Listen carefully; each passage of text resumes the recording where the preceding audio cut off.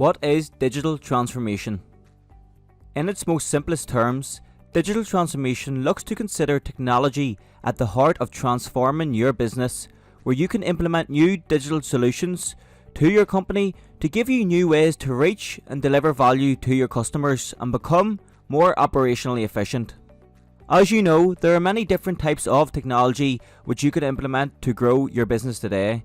And no matter whether it's implementing a new AI system to allow a small team within your company to write content more effectively, or maybe you're looking a way to reach your customers through developing or improving your e-commerce website, or more complex, you're implementing a company-wide ERP system to improve how you operate. These are all different types of digital transformations which your business could potentially go through today.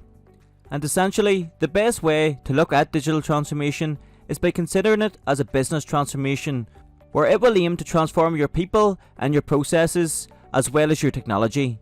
And it's those successful organisations which are embracing digital technologies that are achieving enhanced business efficiency, improved decision making and improved customer experience.